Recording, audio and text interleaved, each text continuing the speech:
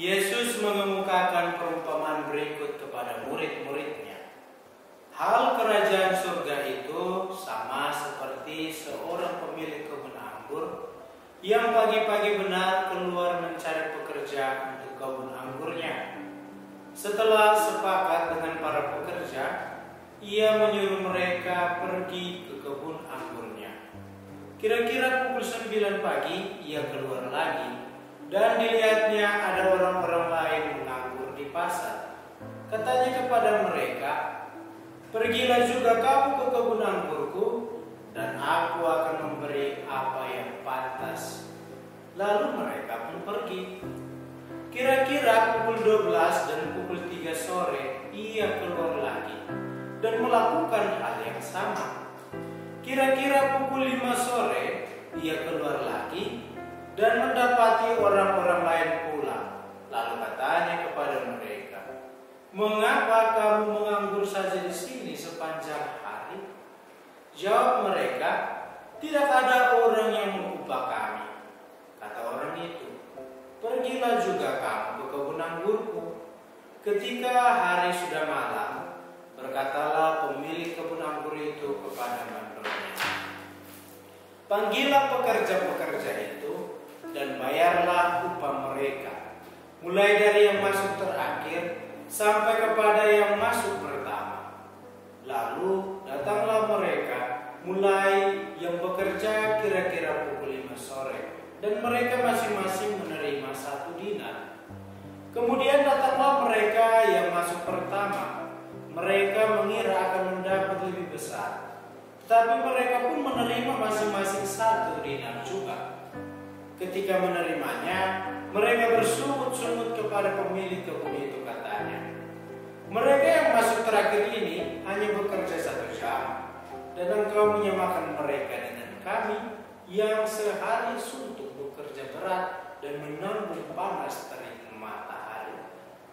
Tetapi pemilik kebun itu menjawab seorang dari mereka, "Saudara, aku tidak berlaku tidak adil terhadap engkau.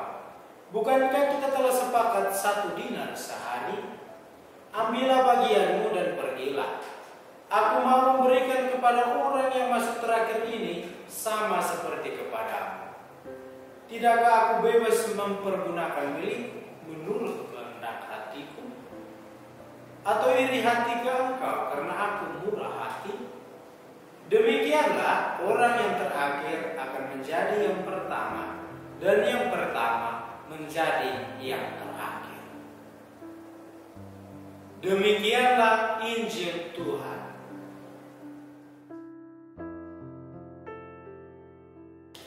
Para saudara-saudari yang terkasih dalam Tuhan kita Yesus Kristus, selamat hari Minggu untuk kita semua.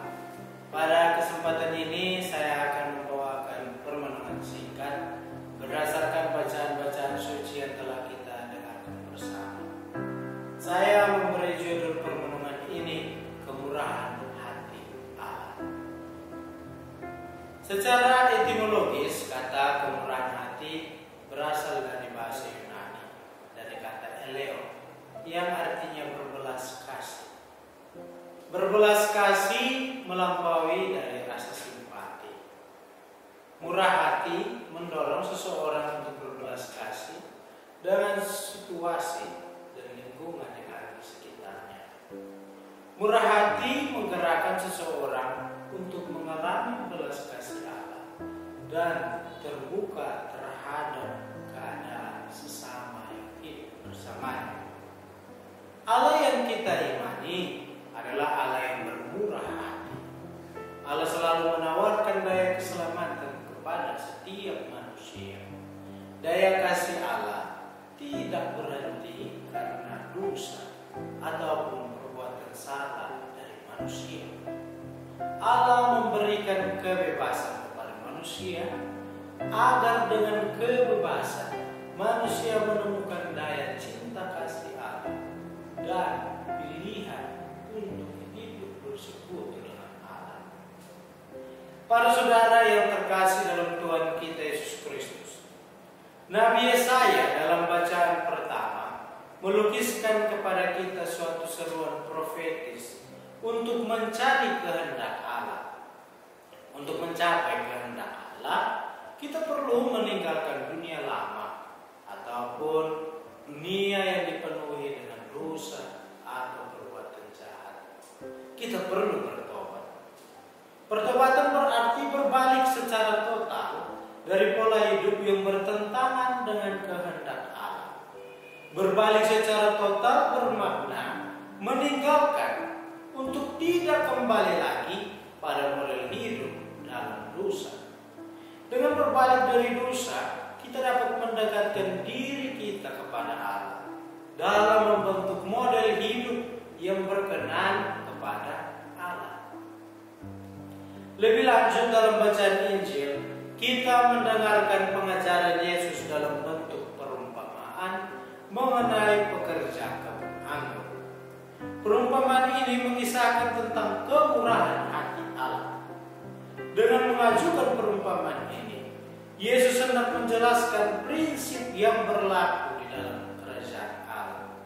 Yesus menunjukkan keutamaan atau mutu yang harus dimiliki oleh setiap umat beriman Kristiani yang ingin ambil bagian dalam kerajaan Allah. Prinsip utama dari kerajaan Allah seturut bacaan hari ini adalah kemurahan hati. Allah yang bermurah hati memberikan upah yang sama kepada setiap pekerja, baik yang datang bekerja pada waktu pagi hari, tengah hari, ataupun sore hari. Allah menerima siapa saja yang mau datang menjawab panggilannya. Kita juga perlu menghindari sikap iri hati yang bisa menghambat persekutuan dalam kehidupan bergereja. Iri hati membuat mata hati kita tertutup kepada rahmat keselamatan Allah dan malah terarah kepada kepuasan ego dan kepentingan diri sendiri, seperti para pekerja yang tidak terima dengan kebijakan Tuan pemilik kebun anggur. Dengan perumpamaan pekerja kebun anggur, kita dipanggil untuk membawa warta keselamatan kepada setiap orang yang kita jumpai dalam hidup kita. Keselamatan yang sejati tentu akan menghasilkan perbuatan baik dan pengenalan akan Kristus dalam setiap bidang kehidupan.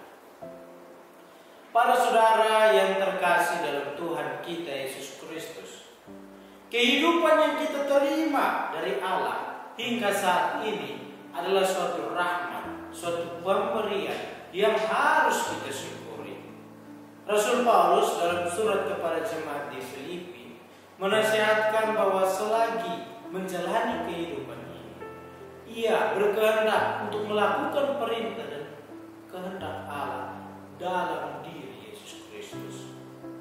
Maka bagi Paulus, kehidupan yang ia jalani haruslah menghasilkan buah rahmat kebaikan kepada sesama, karena ia pertama-tama mendapat rahmat keselamatan dari Allah. Ini berarti juga bahwa rahmat kebaikan yang diterima dari Allah patut kita berikan kepada setiap orang yang hidup berdampingan dengan kita. Menilik dari berbagai bentuk eksegese dan juga permenungan ini, patutlah kita berefleksi untuk melihat posisi diri kita di hadapan Allah dan juga sesama manusia. Kapankah kita punya waktu untuk menjawab panggilan Tuhan dalam bekerja di ladang anggurnya? Ataukah kita juga seperti para pekerja menginginkan sesuatu yang lebih daripada yang direncanakan oleh Tuhan? Para saudara yang terkasih dalam Tuhan, bermula